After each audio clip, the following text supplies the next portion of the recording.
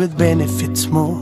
Di na ba nag-e-enjoy sa kanya? Sa pag-ibig, the more you save, the more you get. Think long term para no regrets. Give more to your pag-ibig, get more love in return. Sa pag-ibig fund, your dreams will come true.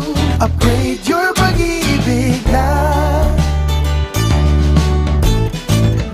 Gusto mo bang maging updated sa balita at mapasaya ang inyong araw?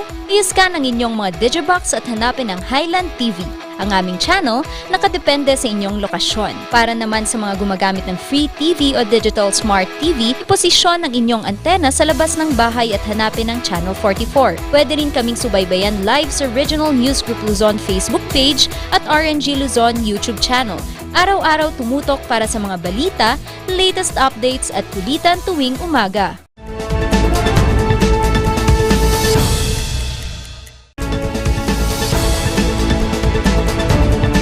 Narito na ang mga nagbabagang balita. Security aid at mga baril isinuko ni Pilar Abra Vice Mayor Disono. 2 arestado sa bypass operation sa Baguio City. Pag-iingat sa bird flu ipinaalala. Balikatan Exercises 2022 isinagawa sa Claveria, Cagayan. Surgical mission, hatid sa mga indigent patient ng Cordillera.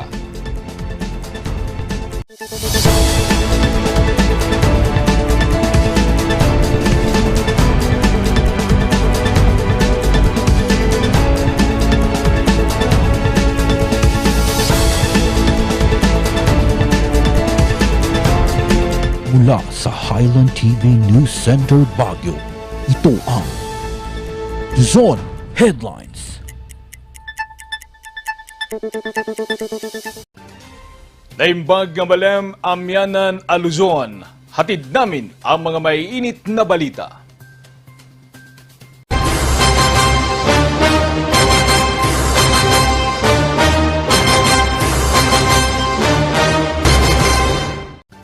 Patuloy na dumarami ang nagbibigay ng suporta sa ang probinsyano party list. Pinakabago ay ang 4 na local government unit. Ang detalye sa report ni Ellen Eugenio. Suporta mula sa iba't ibang local government units ang pinakita sa ang probinsyano party list sa kanilang proclamation rally. Kasama sa mga local government unit na naghayag ng suporta ang pamahalaang lokal ng Legazpi City, Alfonso Cavite, Camiguin Island at Dapa, Surigao del Norte. Salamat po sa inyong napakainit na pagtanggap sa amin dito sa Camiguin. Isang malaking pasasalamat kay Kong GG, kay Gov XJ, at kay Mayor Iggy Romualdo. At kayo na rin po sa lahat ng mayor, board member at konsehal na naririto ngayong gabi. Nagpasalamat din si Representative Edward De Los Santos sa mga lider ng Siargao. Aniya, isang karangalan ang makasama sila sa entablado. Maliban sa mga LGU, nagpakita rin ng suporta ang ilan sa mga kilalang artista tulad ni JM De Guzman. Ang probinsyano party list ay tumutugon sa mga pangangailangan ng mga taga-probinsya dahil nakakaligtaan madalas ang kanilang umuhay. So nakafocus sila sa pagtaas ng antas ng pamumuhay ng mga taga-probinsyano. Dalawa po yan, huwag po kayong malilito sa putuhan. Dalawa po ang probinsyano. Number 50 po.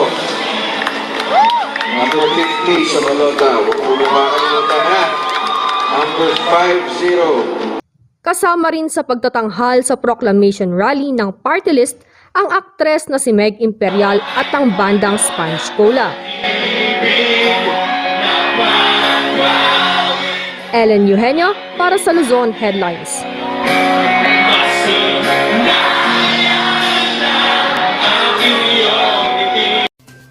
Patuloy ang pag-ikot ng Lenny Kiko Tandem sa Kabisayan. Pinakahuli nilang binisita para maihayag ang mga plataforma ay ang Southern Leyte. Magbabalita, Sofia Pagaduan. Alam natin na kanya-kanya tayong galaw. Alam natin na abonado tayo. Alam natin na napakainit. Alam natin na matagal na kayo nakatayo dyan, pero andito pa din kayo nakikiisa sa laban natin na to. Nagsama-sama ang mga taga-suporta ni VP Leni Robredo sa Sunken Garden, Maasin City, Southern Leyte para ipakita ang kanilang pakikiisa sa plataporma ng tumatakbong Pangulo. Pag sinabi po natin gobyernong tapat, ang gustong sabihin nito walang korupsyon, kaya yung kakaunting pera ng pamahalaan siguradong mapupunta sa pagtulong sa mga pinaka-nahihirapan.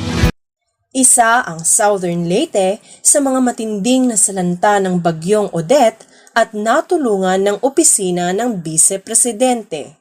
Hangad ni Robredo na magpatuloy pa rin ang pagpapadala ng tulong gaya ng mga PPEs at medical supplies. Personal ding nakipagkita si Robredo sa mga mangingisda ng Sogod Southern Leyte na isa rin sa mga naging benepisyaryo ng kanyang tanggapan. Nagkaroon sila ng maliit na dialogo kung saan inilabas ng mga mangingisda ang kanilang mga hinaing at kahilingan lalong-lalo na sa mga oras ng sakuna. Dahil dito, ipinangako ni Robredo ang pagkawala ng red tape na siyang nagpapabagal sa mga proseso. Parating reklamo ng tao na napakabagal talaga bumaba ng tulong. So ito po yung isang aasikasuhin natin. Nasisiguraduhin natin na kung ano man yung mga programa ng pamahalaan, lalo na pagdating sa sakuna, dapat hindi na kayo papahirapan. Nagtungo na rin ang kampo ng Lenny Kiko sa Maigo, Lanao del Norte at Kauswagan, Iligan City upang ipagpatuloy ang kanilang pangangampanya. Sa lahat ng sakripisyo ninyo, mabuhay po kayong lahat. Sofia Pagaduan para sa Luzon Headlines. Naging payapang negosasyon sa pagitan ng PNP at ng kampo ni Vice Mayor Disono ng Pilar Abra matapos ang nangyaring shootout. Ang follow-up sa report ni Charles Limon. Nagtungo sa compound ni Vice Mayor Jaja Josefina Disono ang PNP kahapon. Umabot ng isang araw ang negosasyon. Kasunod ito ng shootout sa pagitan ng PNP at ng kampo ni Vice Mayor Disono. Nag-ugat ito sa hindi paghinto sa checkpoint ng van ng mga security aid ng Vice Alcalde noong Martes. Patay sa barilan ang security aid na kinilala ng PNP na si Sandy Boy Bermudo, 34 na taong gulang at taga Makati. What happened yesterday is the regional director is negotiated to nakipag-coordinate na yung mga security aid ni Vice Mayor Disono is makikooperate sa investigation na gagawin ng PNP and nag-cooperate naman and they submitted themselves sa police authorities. No? So ngayon, nasa joint custody sila ng ating Philippine Army at saka ng APRA PVO for the conduct of proper investigation. Sa criminal aspect, nagkakandak ng investigation ang ating APRA PVO under the supervision ng ating Regional Investigation and Detective Management Division. Payapang natapos ang negosasyon. Isinuko ng kampo ng Vice Alcalde ang 8 pistol, 3 assault rifle at 3 shotgun. Rehistrado ang lahat ng mga nasabing baril. Kasama ding isinuko ang 12 security aid ng Vice Alcalde na pawang mga dating sundalo. Dahil dito, masisimulan na ng PNP ang malalimang investigasyon sa shootout. Doon sa criminal aspect, nagkakandak ng investigation ang ating APRA PVO under the supervision ng ating Regional Investigation and Detective Management Division. At ang IAS naman, magkakandak din sila ng separate investigation to determine yung mga possible access or kung ano ba yung kwan ng ating kapulisan. That is, dahil may namatay din, that is a matter of proprio investigation ang gagawin ng IAS. Sasampahan naman ng reklamong disobedience of person in authority ang driver at paglabag sa Comelec gun ban ang mga security aid ni Disono na nakipagpalitan ng putok sa mga pulis. Nasa kustodiya pa rin ng PNP at Philippine Army ang 12 security aid. Dahil sa insidente, nakaantabay na ang Regional Joint Security Control Center ng Cordillera sa posibilidad na mag-reclassify ng election hotspots sa rehiyon. Always that possibility na ma-reclassify kung ano man yung present classification, yung peace and order classification ng bawat lugar, ano? Kasi depende yan. Kumbaga, we don't know naman what will happen in the future. Pwede hindi na ma-reclassify, pwede ma-reclassify. Depende upon the events that might come. May paalala naman ng COMELEC sa pagdadala ng baril sa kasagsagan ng COMELEC gun ban. Aming COMELEC Resolution 10728. So yan po yung nag-regulate po ng paghahawak ng mga baril, merong security details, mga ganyan po. Pwede naman silang mag-apply for exemption, ang tawag noon. Exemption. Pero it's already called a certificate of authority. So, for example, meron siyang mga baril, pwede naman niyang hingan yan ng certificate of authority. Mahigpit pa ring nagbabantay ang PNP at militar sa Abra. Charles Nicolimon para sa Luzon Headlines. Sa iba pang balita, muling nagtulungan ang Sandatahang Lakas ng Pilipinas at ng Estados Unidos sa isinagawang balikatan exercises sa probinsya ng Cagayan. Magbabalik sa report, Charles Limon. Itinayo ng 38 Air Defense Artillery Brigade ng Estados Unidos ang Patriot missile na ito sa dalampasigan ng Apari, Cagayan. Parte ito ng 8 exercises sa pagsisimula sa Balikatan 22 ng Sandatahang Lakas ng Estados Unidos at Pilipinas. Sa mga activities na isasagawa doon sa Balikatan exercises ay itong amphibious operations kung saan sa mga susundulan natin from the Marine Mobile Landing Team 6 ang siyang direct na participants at kasama din yung mga US forces na sasagawa ng mga drills para dyan sa amphibious operation. Ito ang unang pagkakataon na isinagawa ang amphibious landing operation sa probinsya ng Cagayan. Kasama din sa exercise sa Apari ang flight operation.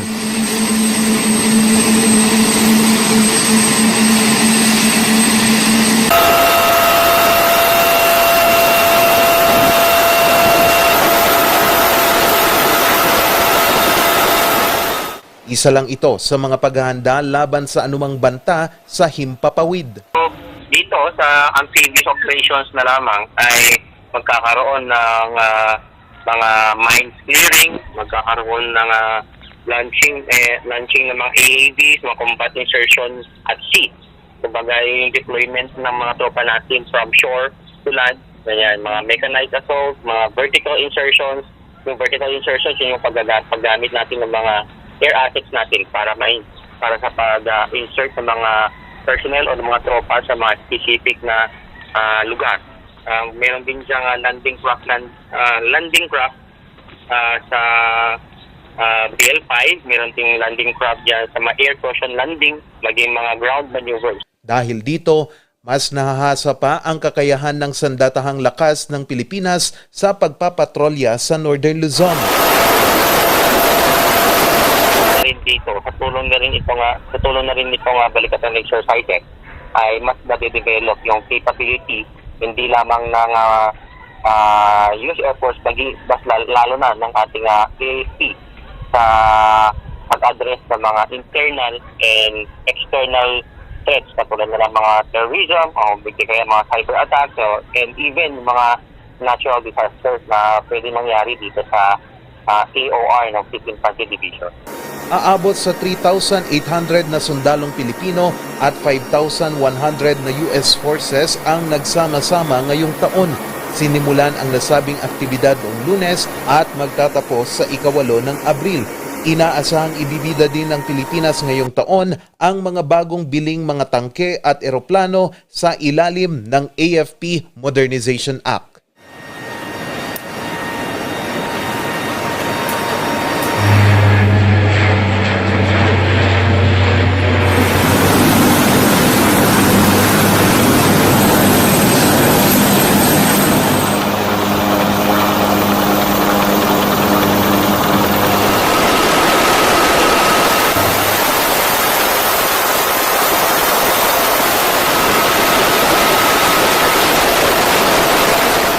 Charles Nicolimon News Force North, Luzon.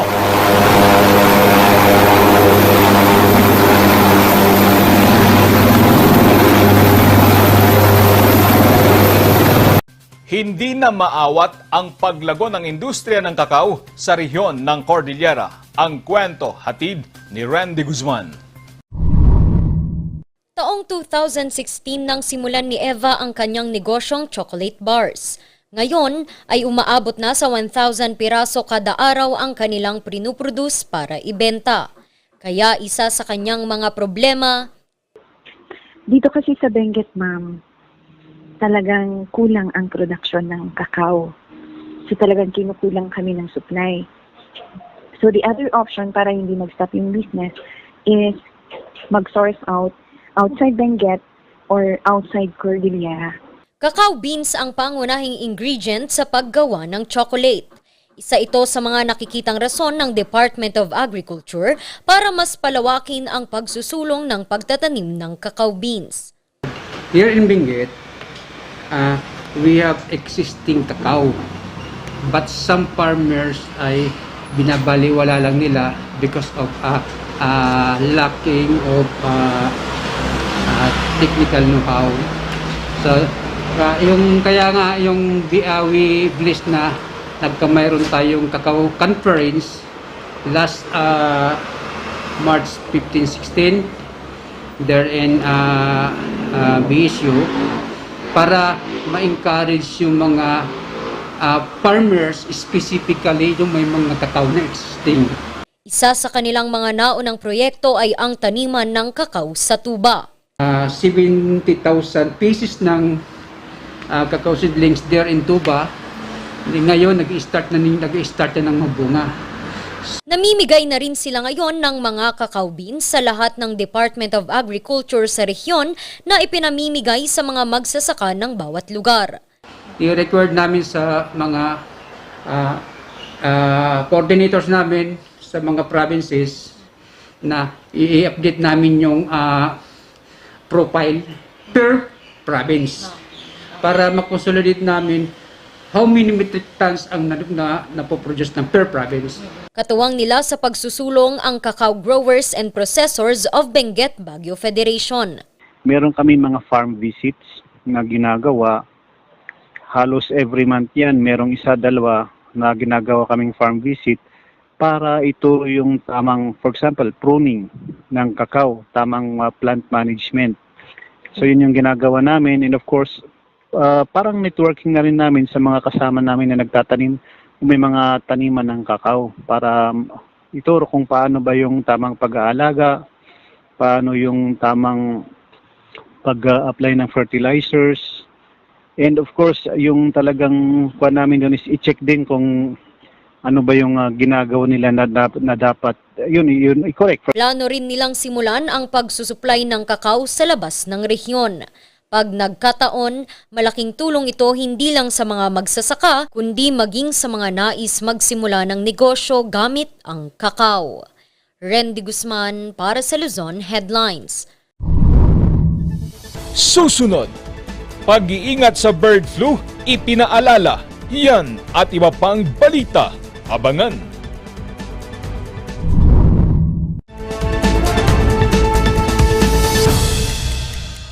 Mula pa Oktubre nung nakarang taon, nagsimula na po akong mamasyal sa buong lalawigan ng Pangasinan. At ngayon po, napuntahan ko na ang mahigit sa 1,000 mga barangay sa atin pong lalawigan. Ano ang aking naging obserbasyon? Napakarami pala sa ating mga kababayan ang naghihirap. Ngunit ano ang solusyon? Trabaho, trabaho at mas marami pa pong trabaho. Trabaho ang susi para makabangon tayo muli. Ginawa na po natin yan sa 5th District of Pangasinan. Nagtayo po tayo ng isang economic zone. Nakapag-imbita po tayo ng isa sa pinakamalaking kumpanya mula po sa Japan. At ito ay nakapagdulot ng 10,000 trabaho. Gagawin din po natin yan sa buong lalawigan ng Pangasinan. Magtatayo pa tayo ng 3 pang economic zone para po sa loob ng 5 taon Ito po ay makakapagbigay ng karagdagang 50,000 jobs para po sa mga Pangasinense. Hindi ito pangako. Ito po ang aking trabaho. Ako, si Ramon Gico III, kasama nyo sa pagtupad ng pangarap para sa maunlad na Pangasinan. Ang saranggola at ang tali nito ay maaaring lumapit, sumabit o bumuhol sa linya ng kuryente.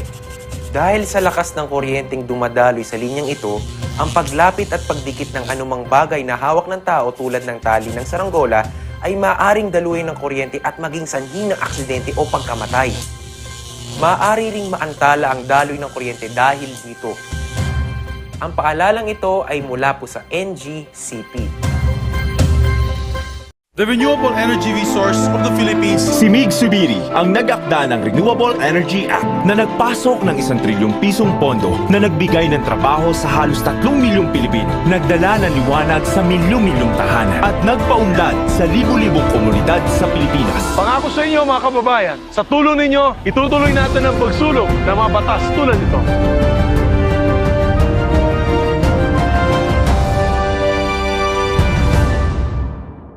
Hello, good morning, TJ Home Builders po.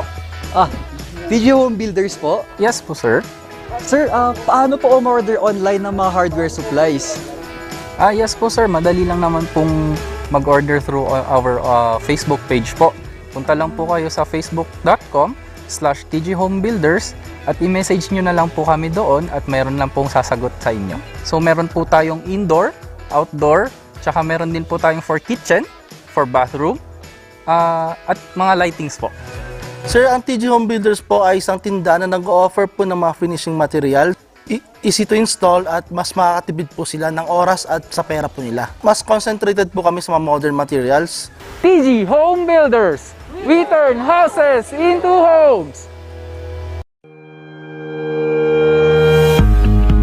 The Baguio Country Club, the first and only 5-star mountain resort in the Philippines, is fully equipped and ready to welcome you back.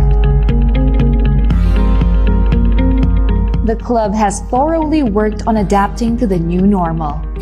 The usage of any of the facilities and amenities of the club is governed with specific rules, regulations, and procedures in accordance to the medical, physical distancing, and disinfecting protocols. And as you return back here to your second home and make new memories with us, we assure you that at the Baguio Country Club, you do not have to worry because we can assure you that the club continuously puts great importance to the health, safety, and wellness of its members, guests, and employees. Probinsyano ako, party list. Number 25 sa inyong mga balota. Probinsyano ako. Coronavirus. Dahil dito, may mga bagay na hindi mo na magagawa. Ngunit, may katuwang ka. PDA or Pau de Arco Herbal Capsule na may antiviral quercetin at immunity booster. Mag-PDA or Pau de Arco Herbal Capsule araw-araw.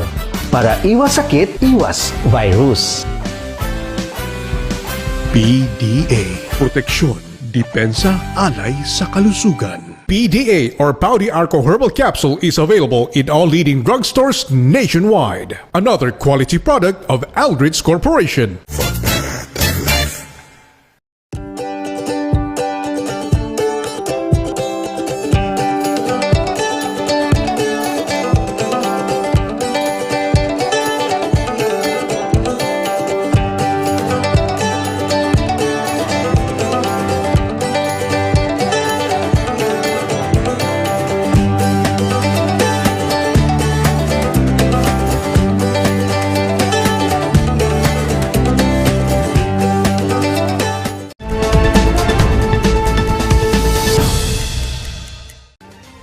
Dahil sa mga naitalang kaso ng bird flu sa mga karatig probinsya, pinaalalahanan ngayon ang mga may manukan na mag-ingat.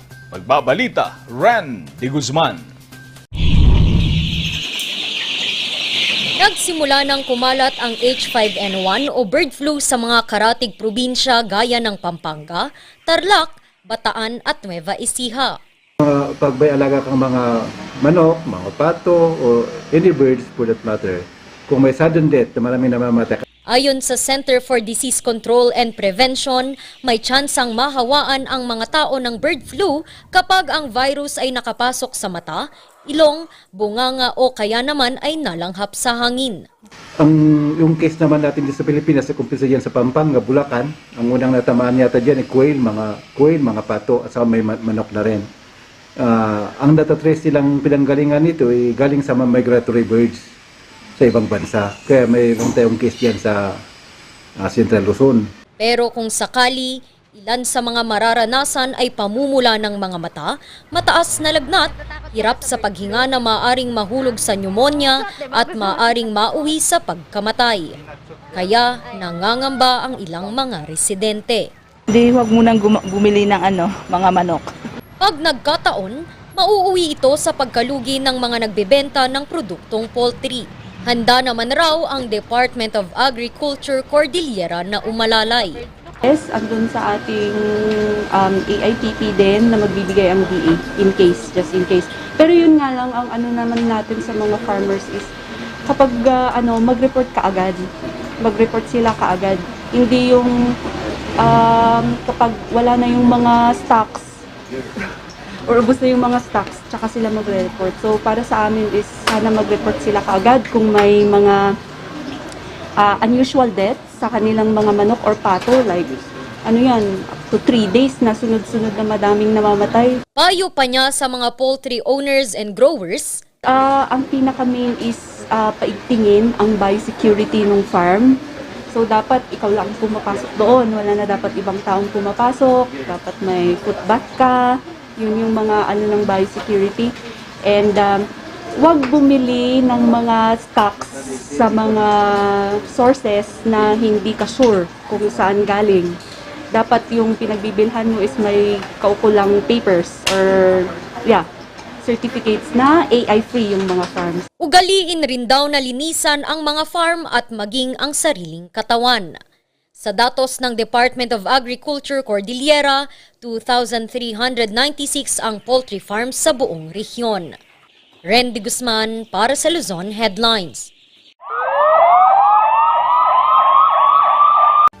Sa iba pang balita, huli sa isinagawang bypass operation ng 2 individual sa Baguio City habang kalahating milyong pisong halaga ng shabu ang nasabat ng mga otoridad. Magbabalita, Charles Limon. Arestado ng PIDEA at BCPO ang 2 individual sa bypass operation kahapon sa Bacacay Norte, Baguio City. Kinilala ang mga nahuli na sina Nero Calma, 18 anyos at Genesis Pagaduan, 23 anyos. Nakuha mula sa kanila ang balak ibenta ng 6 na bloke ng pinatuyong dahon ng marijuana. May bigat itong 6 na kilo at nagkakalaga ng 720,000 pesos. Aabot naman sa kalahating milyong pisong halaga ng shabu ang nasabat noong Sabado sa ikinasang bypass operation sa Barangay Lualhati, Baguio City. Nakilala ang suspect na si Rodel Miriafuentes Linganay, 35 anyos. Ibinenta raw nito sa nagpanggap na buyer ang 85 gramo ng shabu. Lahat sila ay naharap sa kasong paglabag sa Republic Act 9165 o Dangerous Drugs Act of 2002. Charles Nicolimon para sa Luzon Headlines.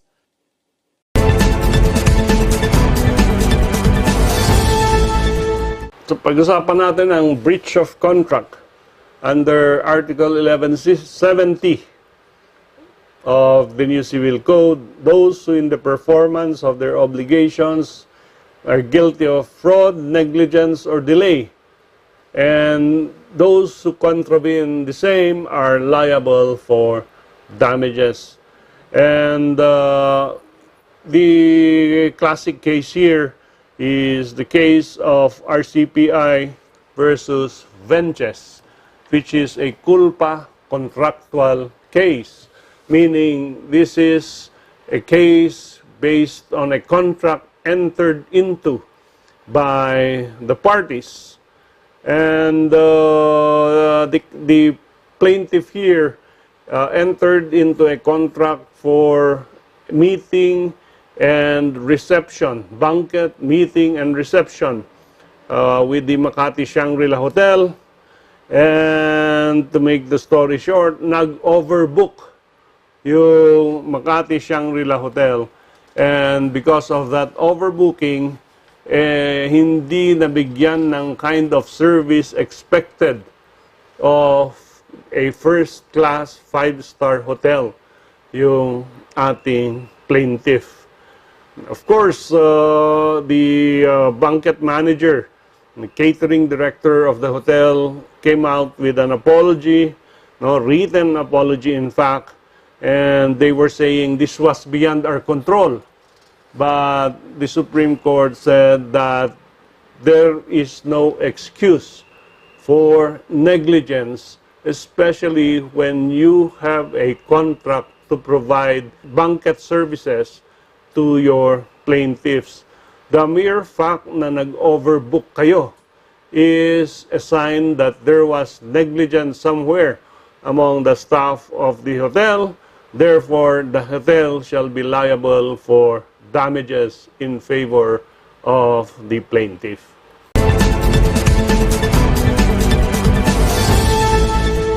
Ang bahaging ito ay hatid sa inyo ng Pines Estate and Gaming Corporation. Surgical mission para sa mga indigent patient isinagawa sa Baguio. Ang kwento, susunod na.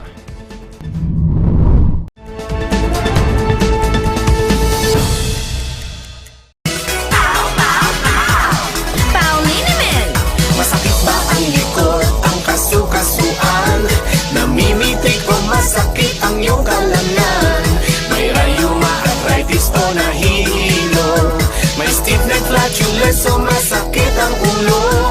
Sa Pauliniment, ginhaway, garantisado. Pauliniment, isang pahid ka lang. Dahil walang out sa Pau! Salamat kay Senator Migs dahil natulungan niya ang aming negosyo ngayong pandemic dahil sa Bayanihan Act. Salamat Senator Migs. Hulog ka ng langit sa industriya namin. Sa lahat kaming magsasaka ng tubo sa buong Pilipinas. Salamat kay Senator Migs at itinaguyod niya ang karapatan ng aming kooperatiba. Salamat Senator Migs sa pagbigay ng malakas na ngipin sa anti-hazing law. Tuloy-tuloy lang po ang serbisyo ng iyong trabahador sa Senado. Sa milk tea ng batang 90s, dapat atin lang i-try. Ang batang 90s milk tea, di ka magsisisi, promise. Sa milk tea ng batang 90s.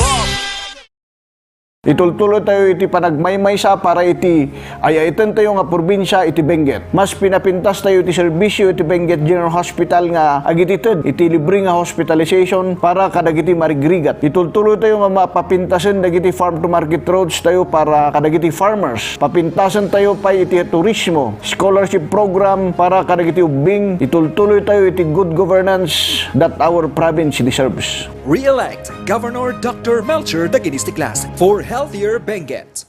Mazar Music offers a complete line of musical instruments.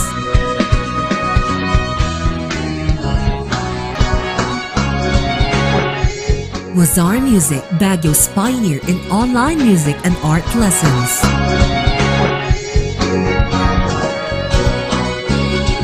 Mazar Music, bringing music closer to your hearts.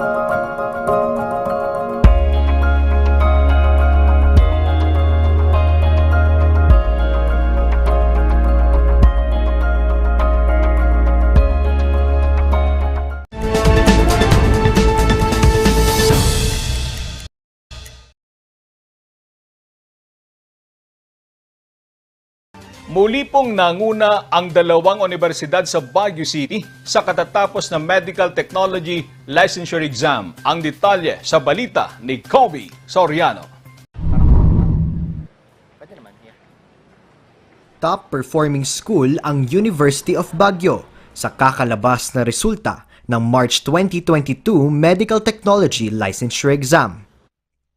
Base sa resultang linabas ng Professional Regulation Commission, sa 101 examinees mula sa universidad, 83 ang nakapasa na may katumbas na 82.18% passing rate.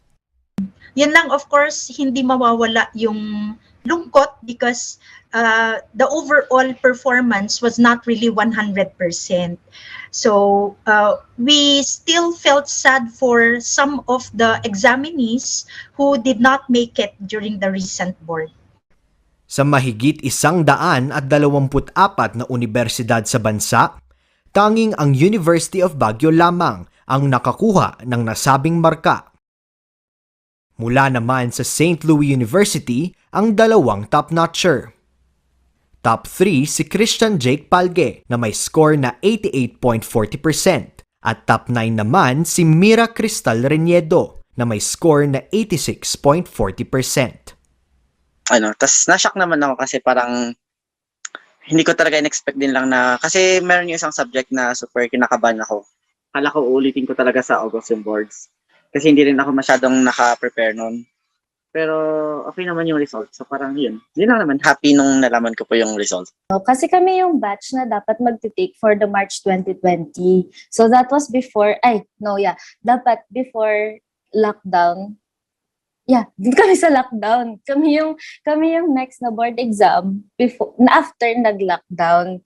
So, actually, nung mga time na yun, mas prepared na yung bawat isa eh. So, mentally talaga, it's very, very challenging to think na makakapasa pa ba ako, makakapag-take pa ba ako, and all of that.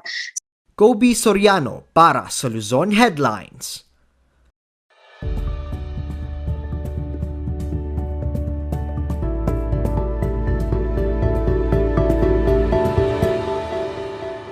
Para makatulong sa mga hikahos na pasyente sa rehiyon ng Cordillera, isinagawa ang surgical mission sa mga may bukol, bato, tumor at luslos.